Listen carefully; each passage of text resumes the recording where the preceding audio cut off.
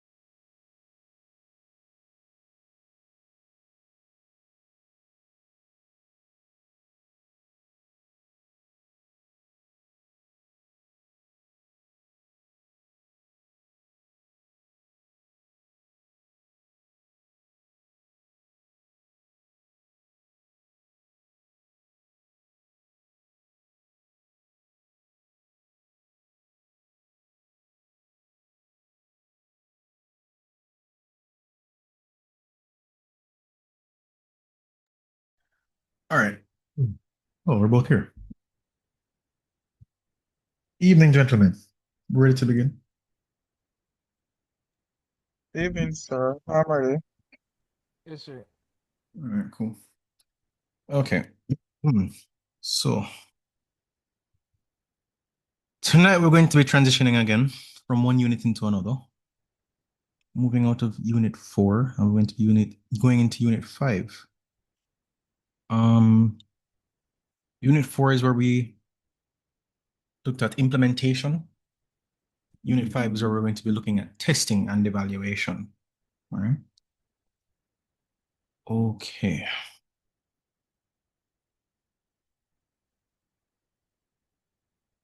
Um,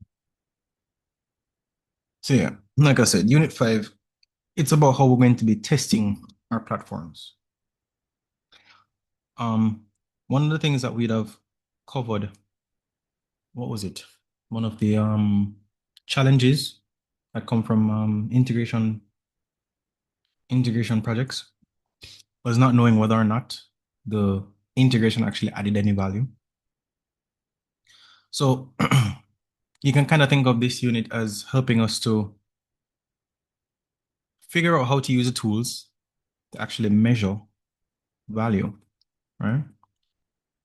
Among other things.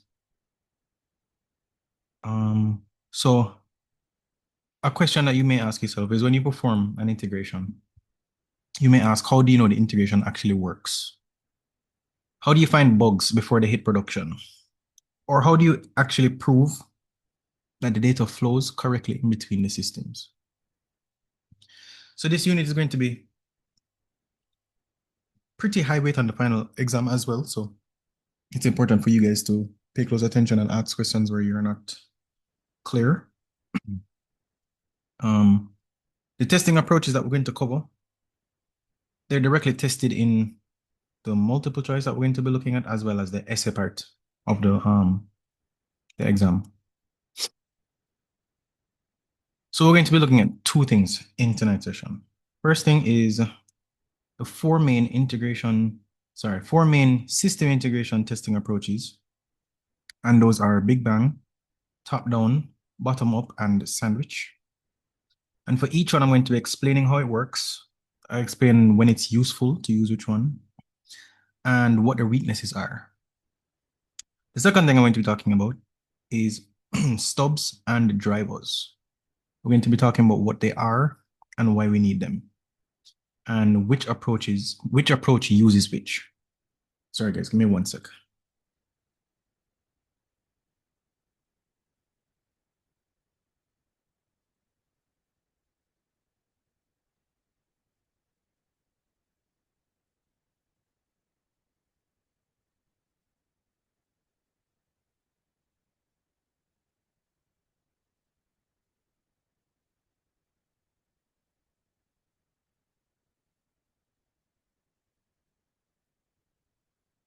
Okay, sorry about that.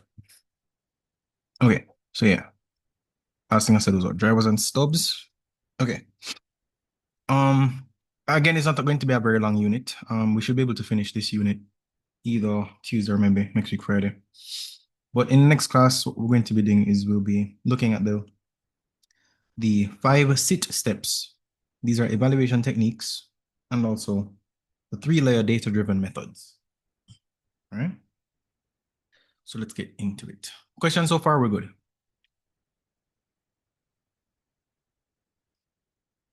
I guess we're good. Okay. We're good, sir. Okay, sir. All right. So quick thing, just to clarify. I know that we're going to be using words that we've probably heard before, top down, bottom up, and Big Bang. But just to clarify, so when I say top down testing, I'm not talking about the same top down BPI, right? So they're not the same thing. We'd have covered in Unit 4 top down and bottom up as BPI approaches. So that was about how you design an integration, right? Process first versus technology first. You guys remember that? So tonight, we're going to be using the exact same terminology, top down and bottom up, but in a completely different context. So here, top down and bottom up are actually testing strategies. They're about the order in which you actually test the modules. They're not about how you design the integration. So that means top-down BPI starts with business processes, as you'd have known this already. Top-down testing, though, means we start with the highest level modules, and then you work downward. The same words, but totally different meanings. So we try to keep them separate in your head. All right? Okay. So system integration testing, or SIT. That's a process of testing the integrations between integrated components to verify that they work together correctly as a unified system. The key word here is interactions. So you're not testing individual modules in isolation. That we call unit testing. What you're actually testing here is what happens when module A, for example, sends data over to module B. When it sends the data over, does module B receive it correctly? Does it process it correctly? And does the data flow properly from module B over to module C, right? So to give you a good frame of reference, think about a retail system where you have a point of sale system and you have an inventory management system. And also you have an e-commerce platform. So the same website that you use to place your orders. Each one of those systems may work perfectly individually on its own. But let's say, for instance, when a customer makes a purchase at the POS system, so they're in store and they make a purchase at the POS system, does the inventory appropriately deduct the item? Also, you may ask, does the e-commerce site update the stock count? Does the receipt actually match what is in billing? SIT, or System Integration Testing, answers these questions, or it teaches us how to answer these questions. And the reason SIT matters is that most integration bugs live in the connections, not in the actual modules or the systems themselves. A module can pass all its own tests, like when you're doing your unit testing to test the application itself in isolation, it can pass all its tests, but it is still possible for it to fail when it talks to another module or another system. Because the data format is different, or maybe the timing between those systems is off, or it could be some edge case that you never anticipated, right?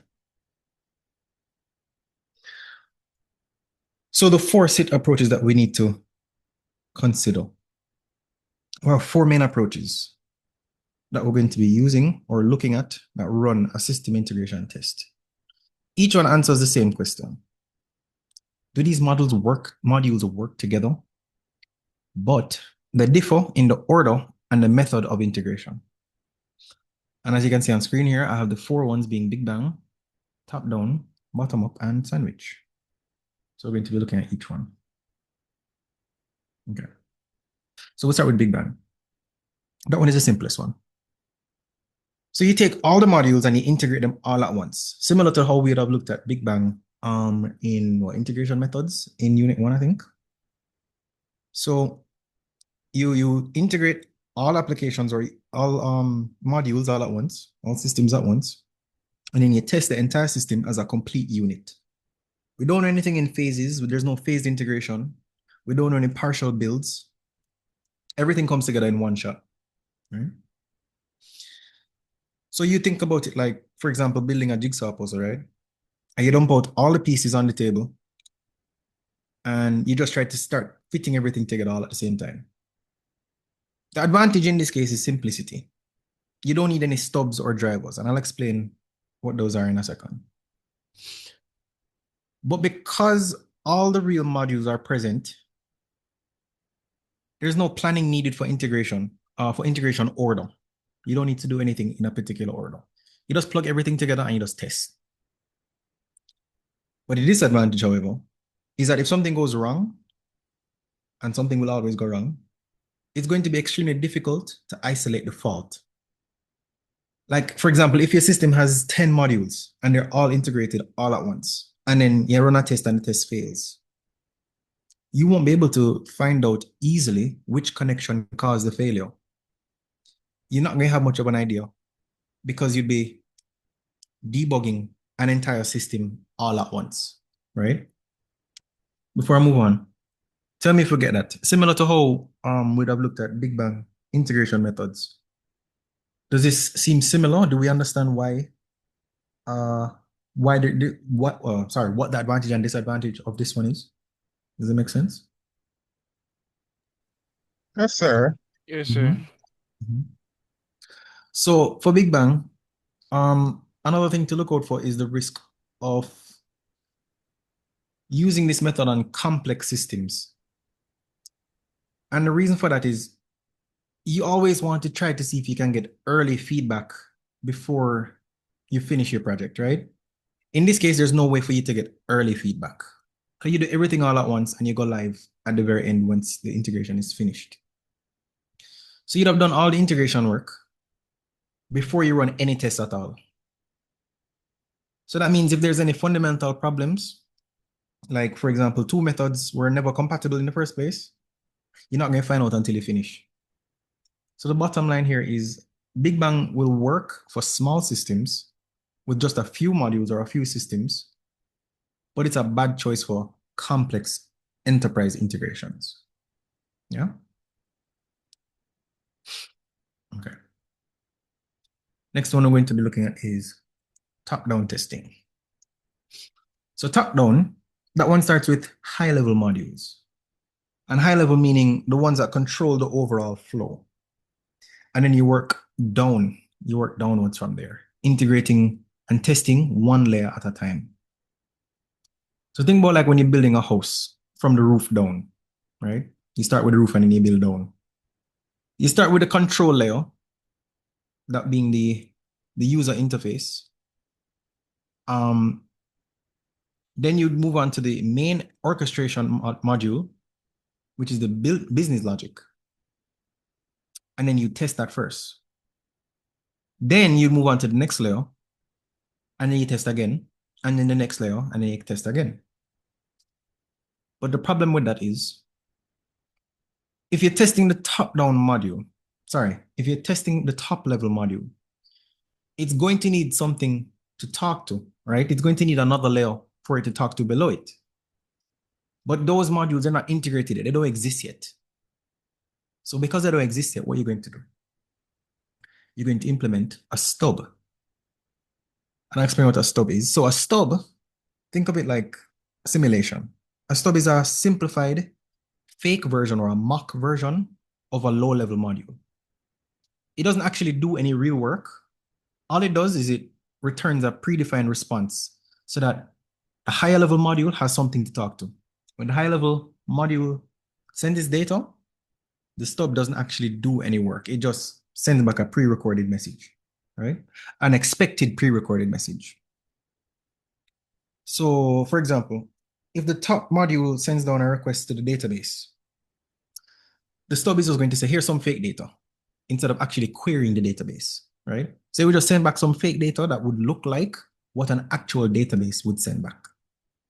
So that is what a stub is. Look at the advantage of top-down. So an advantage would be that it is, you get early validation of high-level logic, right? By the way, when I say high-level, you guys familiar with the term high-level as opposed to low-level? You know what I mean by that?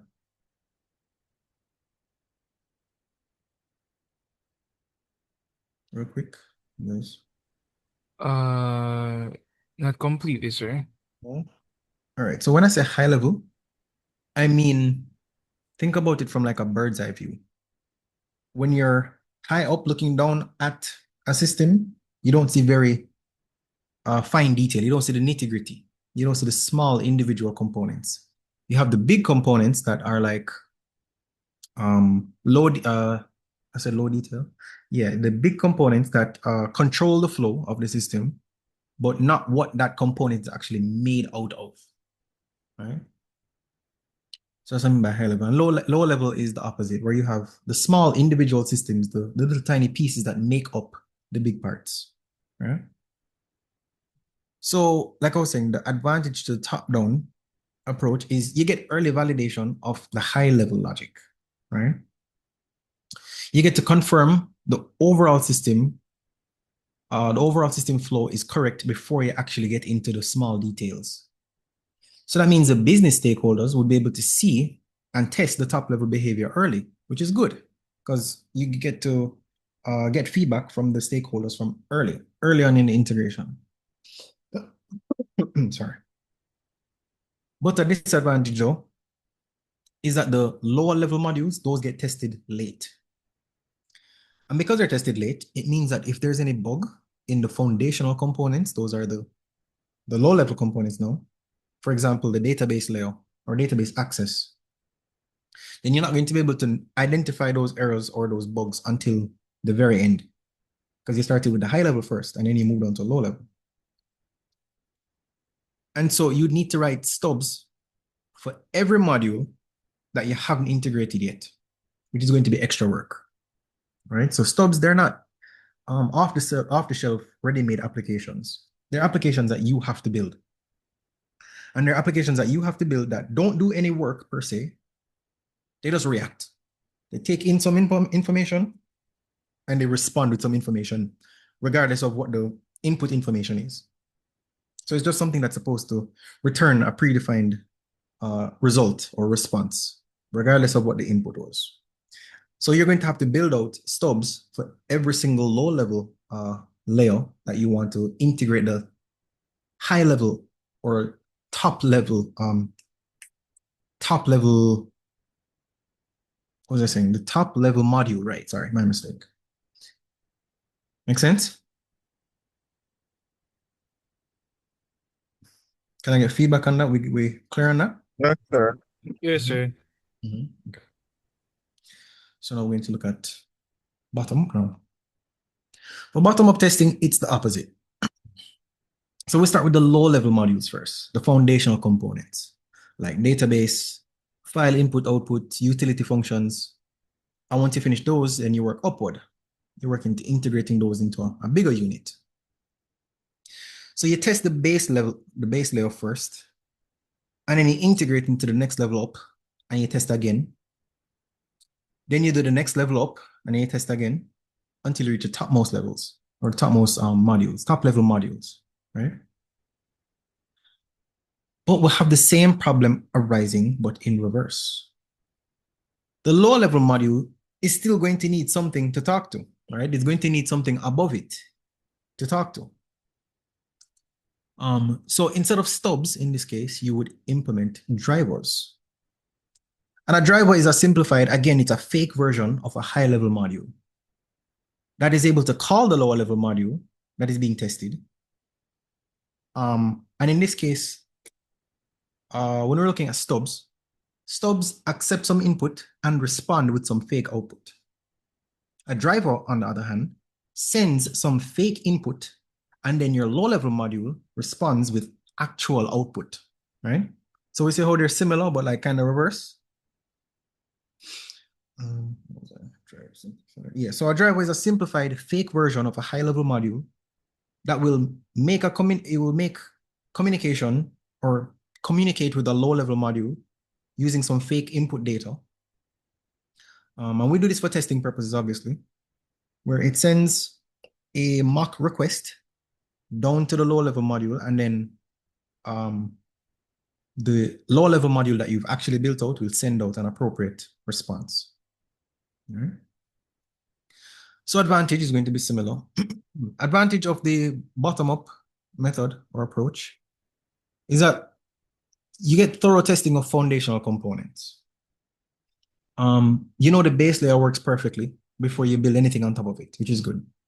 So if it's a case where you want to be able to check database access, you can work on that, test that it's solid, move on to the next thing.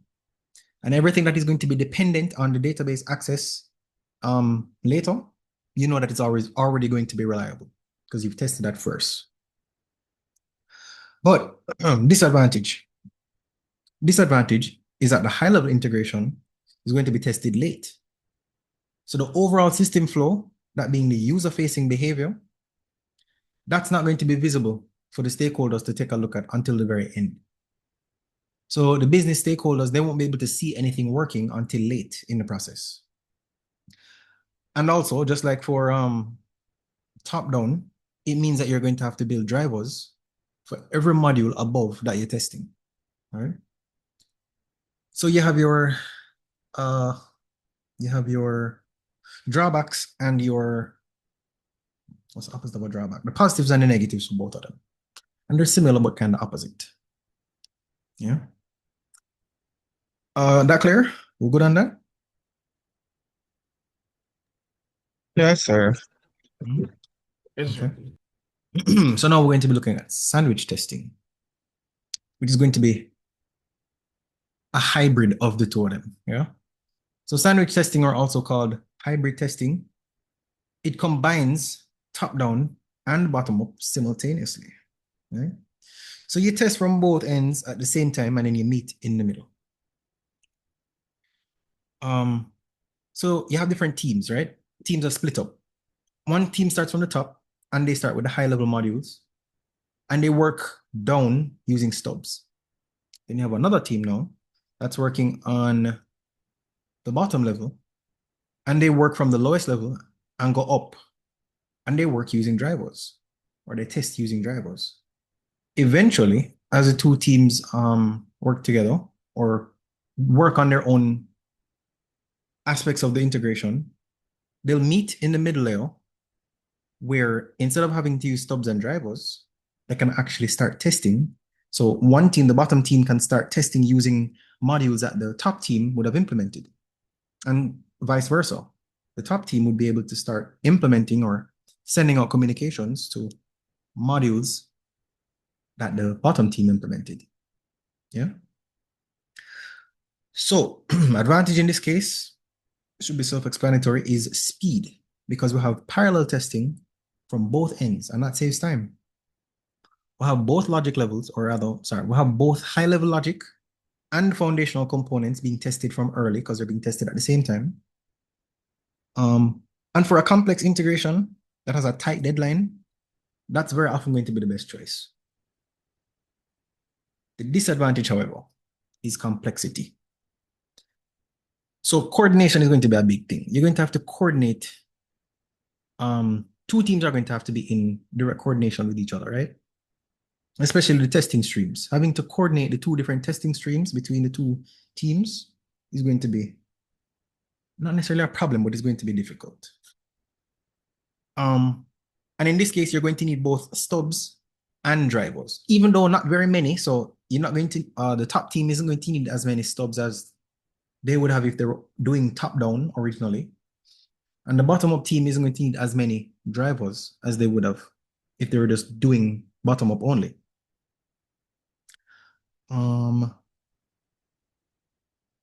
Right.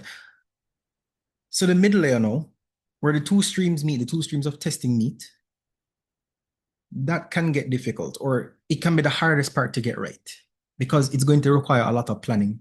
It's going to require a lot more coordination, and it's going to require a very large testing team as well. So the sandwich method is going to be the most sophisticated approach. It's the most complex approach.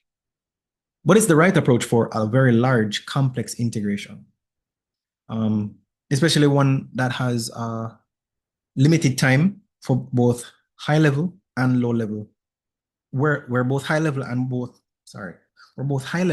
low level confidence is needed from early, right? And when I say high level and low level confidence, what I mean is we need to be able to give the stakeholders, the ones that are interested in seeing high level stuff, we need to be able to give them feedback from early. And those stakeholders that are interested in the low level feedback, we're able to give them that feedback early, right? Okay. So what we're going to do now is we're going to be comparing stubs and drivers. We're going to look at them side by side so we get a good understanding of both of them.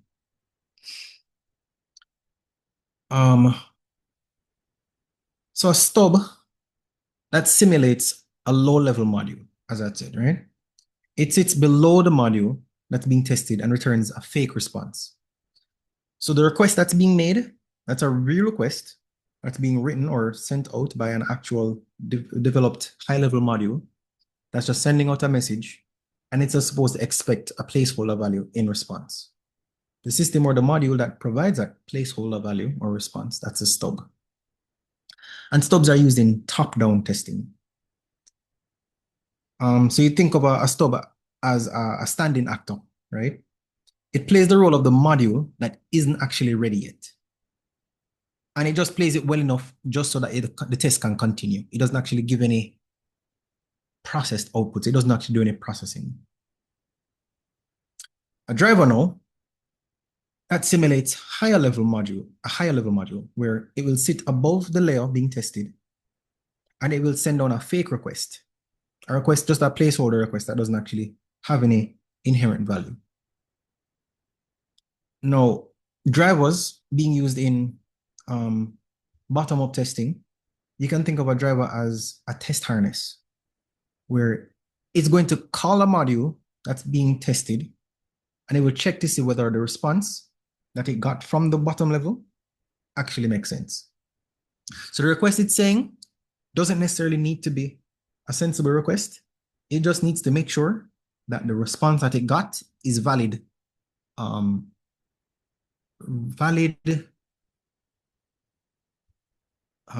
the context of the request that it sent, right? So the request doesn't matter as long as the response makes sense in the context of the request. Did that sound complicated or we get it?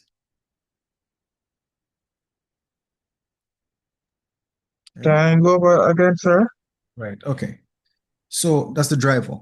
We're looking at it from bottom. We're not doing bottom-up testing, and we're trying to test the foundational components, the foundational modules. The foundational modules, those respond to requests, right? So a request needs to be sent down to a module, and that module is supposed to respond with some value. So because we're doing bottom up first, or we're doing bottom up, we're starting from the low level and working our way up, we don't have any high level modules that are available for us to make the request to our low level modules. So we need a stand-in. We need something to be able to simulate what a high level module would send, right? The request that it would send. So we build out a driver that just stands in and sends a placeholder request. That request doesn't necessarily need to have any inherent sensible value. It just needs to be something that our low-level module can respond to in a meaningful way. Because the low-level module is what we're testing. That's the one that we are building currently. And we need to test it and make sure it works properly. So we build out the driver, and the driver will send out a request to the low-level module. And the low-level module now is supposed to be built in a way where it actually handles the request to do some processing and respond with a response, all right? When we make that response back to the driver just needs to do a check to see if the response that it got back from our low-level module actually makes sense within the context of the request that it made. Yes? Is that clear? Yes, sir. Okay. No more good? Yes, sir. All right, cool. So in Big Bang testing rather, they don't use either stubs or drivers. All modules are built out, all modules are present, so there's no need for any kind of simulation. Right? Sandwich testing uses both stubs and drivers because we have two teams, one working from the foundational level going up and also from the high level going down. So you use stubs for the top-down stream and drivers being used for the bottom-up stream. And let me see.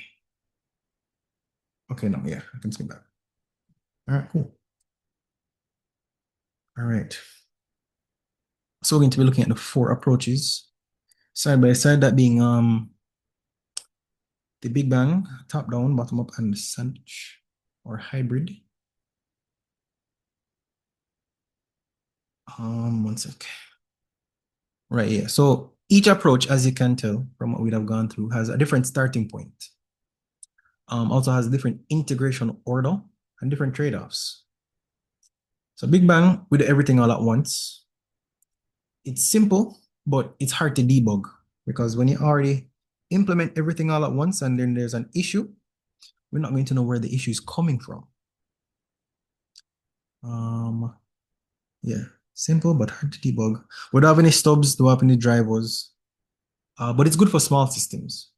Small systems because if it's a case where you only have a couple modules, 1 or 2 or 3 modules, it's not going to be very difficult for you to actually debug each individual one to see where the issue is coming from.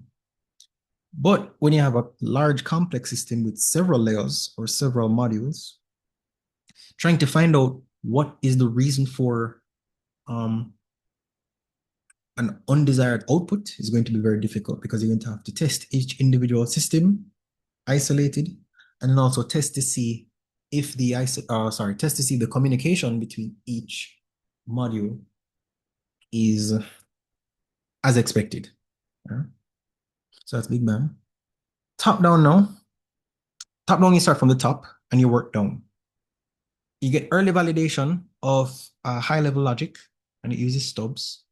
And in the lower module, the lower level modules are tested late or tested later. Bottom up now, that being the opposite, where you start from the bottom, you start from the foundational level and you work your way up.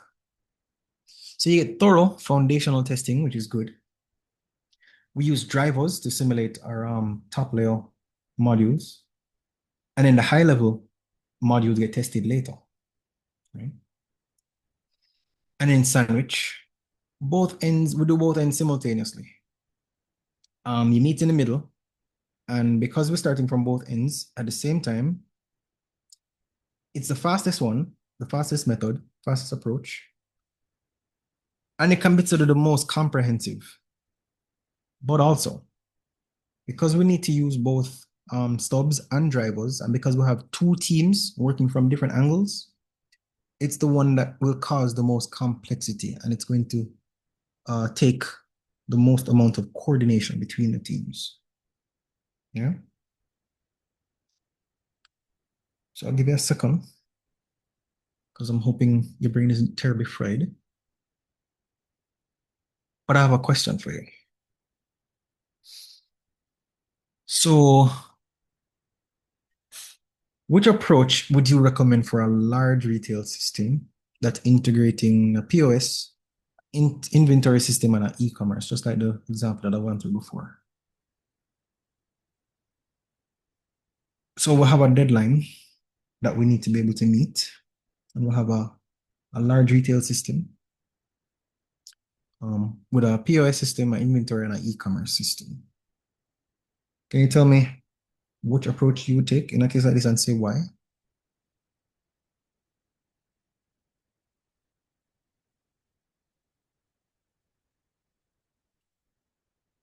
Sir, I'd say I do a sandwich approach. Say why?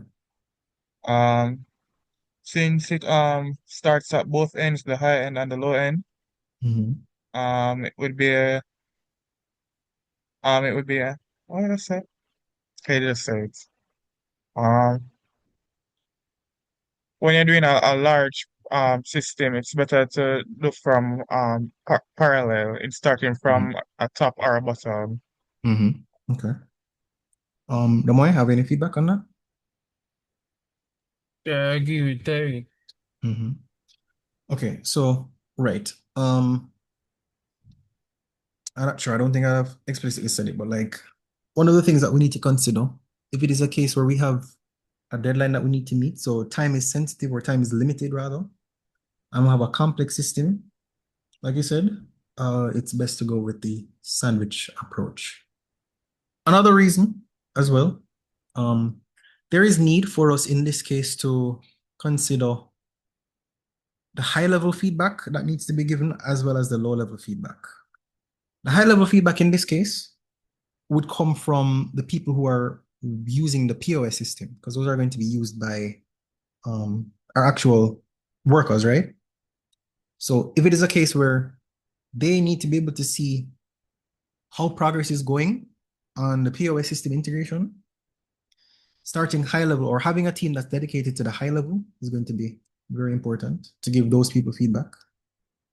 And then on low level, you can think of the inventory management system part.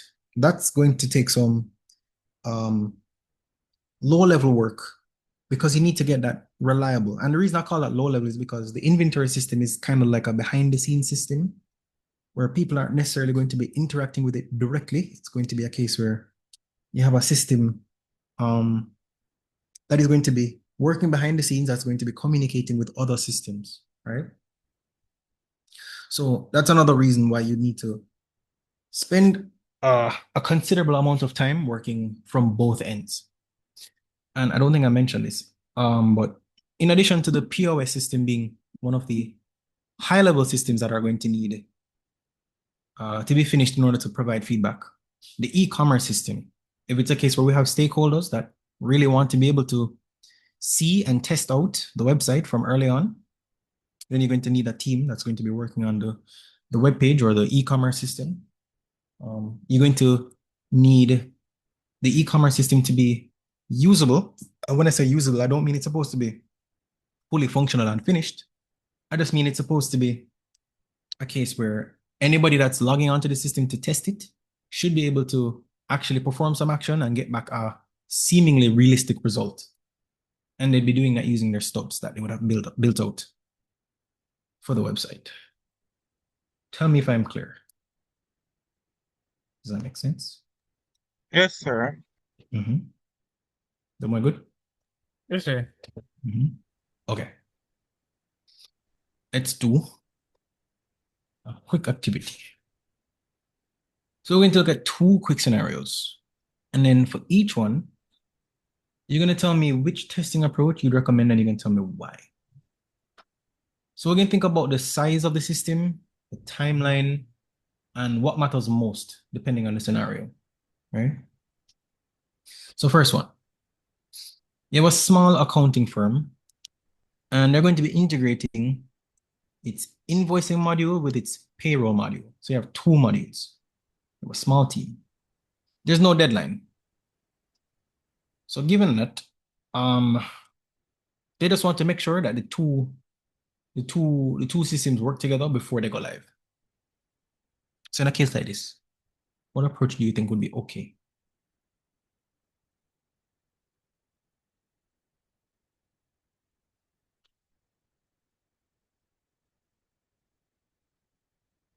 Give you a moment to think about it.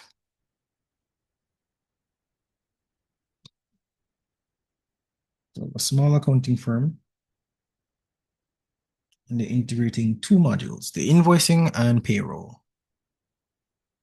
Small team, you don't have any deadline pressure. And you just want to see that it works. They want to make sure that everything works together before going live.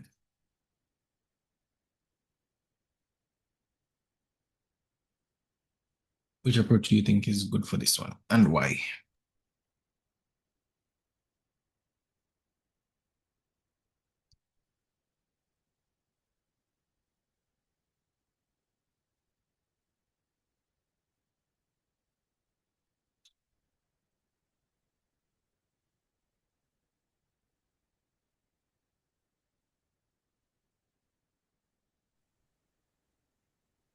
Tariq, you have your mic open? Does that mean you want to give me an answer? Sorry, sir. Give me a moment. Mm-hmm. Doma, would you like to give me your feedback? Or are you still mensing it? Still mid-in it, sir. No problem. I already know, sir. Go ahead. I chose the Big Bang approach since it's Okay. a small system and there is no deadline. So if there are any bugs, they'll be able to test it comfortably without relying on a deadline. Okay, I hear you. Well, you don't mind? What do you think?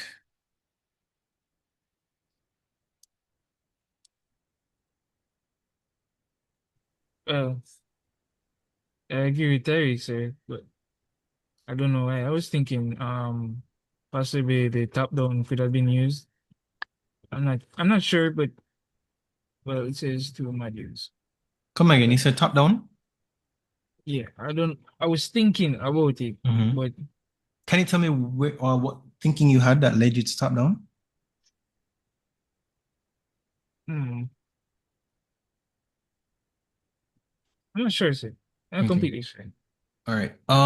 In case it is a concern, just because like historically in this course we'd have basically noted anything that has the name Big Bang is usually something that you kind of stay clear from. It is not to say that Big Bang is never the answer. Big Bang can be the answer sometimes. And going off of what Tariq was saying a while ago, he said that there were only two modules and there was no deadline. So there wasn't any real pressure to finish. So in a case like this, it would be okay to just go Big Bang. Let me see. Big Bang, because you only have two systems, right? So Yeah. it's a case where if you were to implement the entire integration all at once, and then you wanted to test it, you could build out the whole thing, And when I say whole thing, I just mean build out the two things. Test the two of them, both in isolation and together. And then you go live. If something goes wrong when you go live, all you have to do is just test the two systems. Test them individually and test them together. It's not a very complex system. And also, there's no deadline. So there's nobody really on the other end waiting to see what this thing looks like in this case, in this scenario, right? So in a case like this, Big Bang is perfectly reasonable. Make sense? Yes, sir. Okay. Okay, scenario 2 now.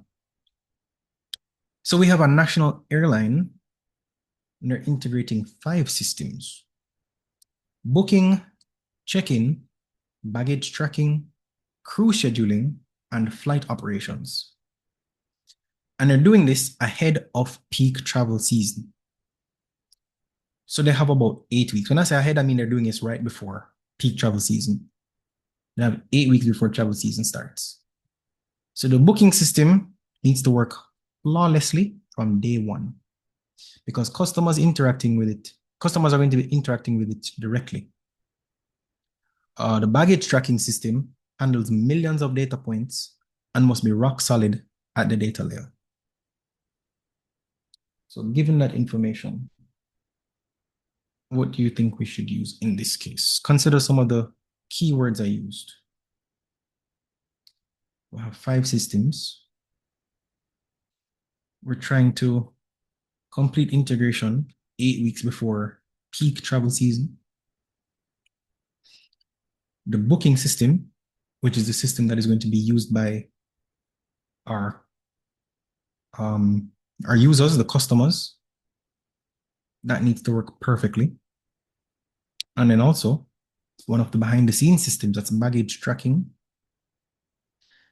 That's something that's going to handle millions of data points, and that needs to be rock solid at the data layer. The data layer is like low level. Data layer means low level.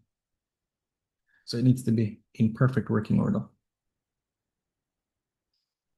So with those things in mind, tell me, what do we think we should use in this case?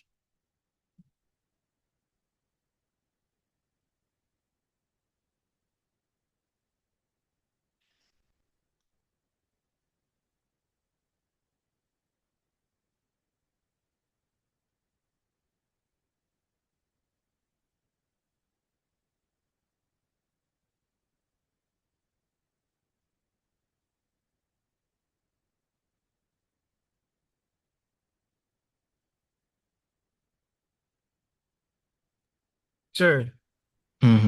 For a quick second, you can go back to the slide 11, the 4 approaches. This one.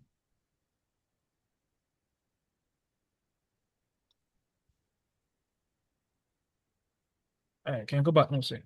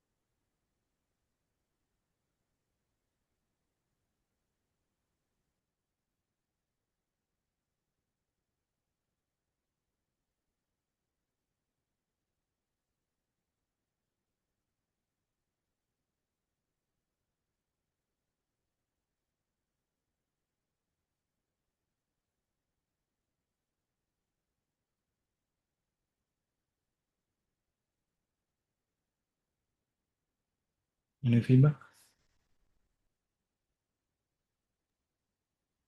For the airline system, I'd say a bottom up approach. Okay. So what? Since we want to focus firstly on the data layer layer, it would be an optimal approach as the bottom-up approach focuses first on the data layer first. Okay. All right. What about you, Demoy? Or are you still need more time?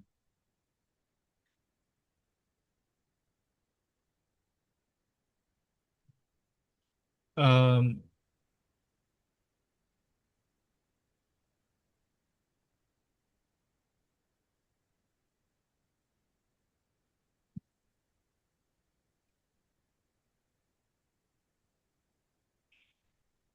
Few things that you should consider.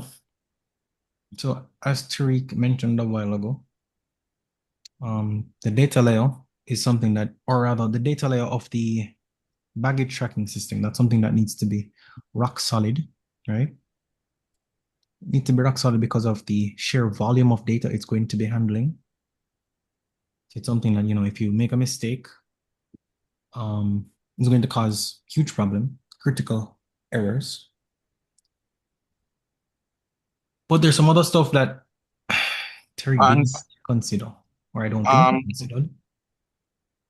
and sir, I'd say the sandwich approach could also work as well, since we're trying to meet a deadline, Okay. and the sandwich approach would still allow us to start at the data layer parallel. So we'd look at the data layer and other layers as well in a parallel way. Okay. So I think both approaches could work. Okay. yeah, yes, sir. Then let me hear from you. Why you say yeah? There's an agreement that it could be both, Okay. since the sandwich could also assist in the same way that the bottom up would, but the sandwich would go a bit more further, since it takes place in both what's the Both word I'm layers? looking? Yes, sir. Yeah. Okay. All right. I hear what you're saying, right? Let's take a look at which one you said first? You said top down, right? No, So for bottom. top I down, said, but you I said said bottom bottom up. up, Right, sir. right, right. My mistake. Sorry. You said bottom up. And you said bottom up because you want to make sure that the data layer of the baggage tracking system is solid and working in perfect working order from early, right?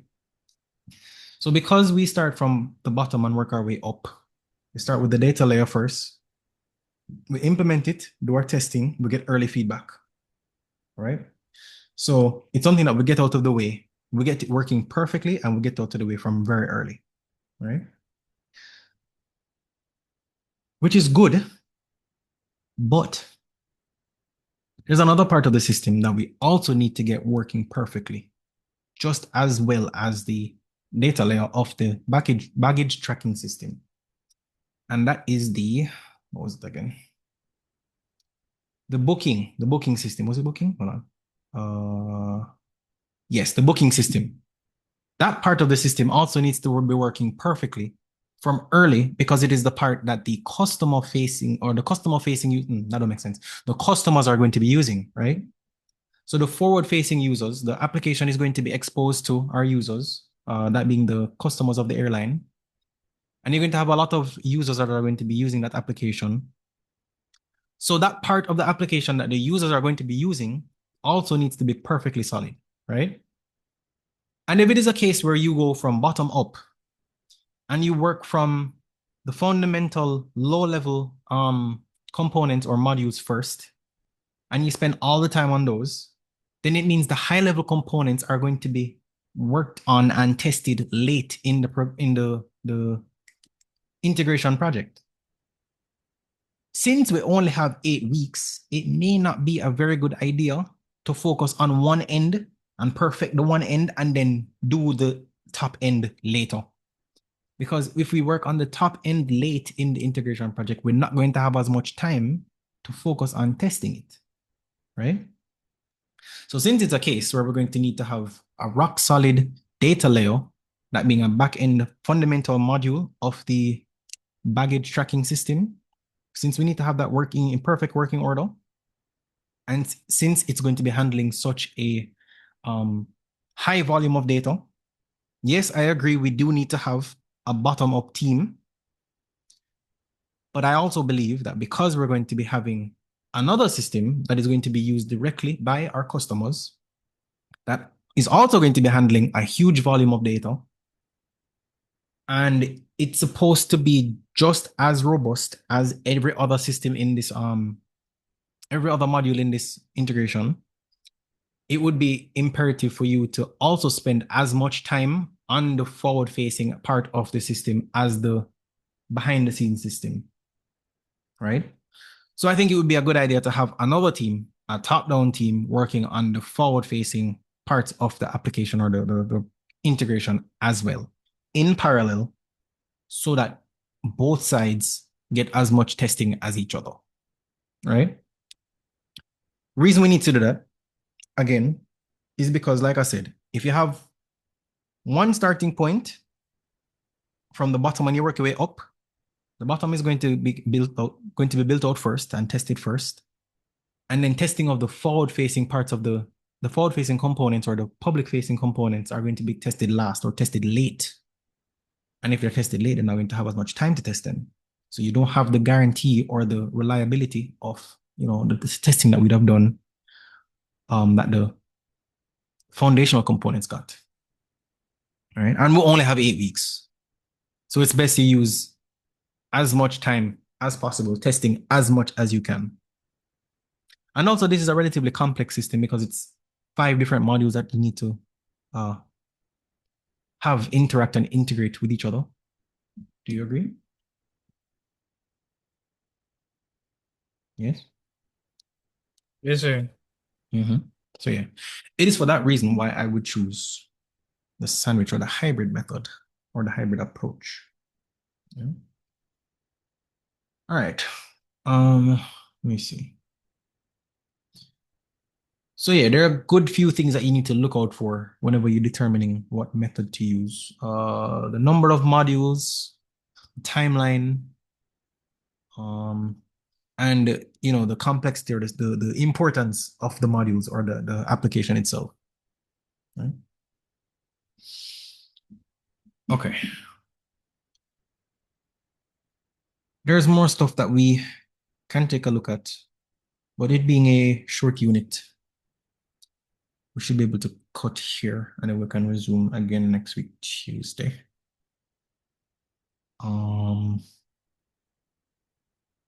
Quick thing before I let you guys go. Did I post Sure. some classwork? Yeah. Go ahead. You posted anything for the last class? I think I would have posted the video, so that should be Yeah. up. I'm not sure if I But what posted the slides. email? I might not have posted the slides. I'll post the slides for Tuesday and this one tonight. Yeah. All right, sir. Thank you for reminding me. But yeah, in addition to that, you guys would have seen, or remind me, did I actually post Sir, the you were coursework? saying something a while ago. I stepped away for a bit. Yeah, the coursework. I think I posted coursework. The 2 of them, sir. Yes, sir. Yes, sir. You put the first word. I did. Okay, good.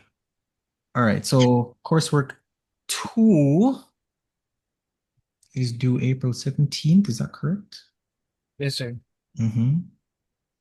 So that one, you should be able to start working on, what is the 17th? Is that next week? Yeah, that's next week, Friday. Next week, yes, sir. So yeah, you can start working on that as soon as possible. All right. I think it might be a case where even though I posted the coursework, it doesn't mean that you necessarily have to finish all of them now. I posted all of them before we would have covered certain topics that are needed or required for the assessment. So if it is a case where you want to do your reading ahead, then you can absolutely do that so that you can get the work out as fast as possible. But you can also wait for us to reach those topics formally in class before you start those. Yeah. So yeah, that's going to be it for today's class. And we'll meet again on Tuesday. All good? Yes, sir. All right, Yes, cool. sir. All right. Take care, guys. Take care, sir. Mhm.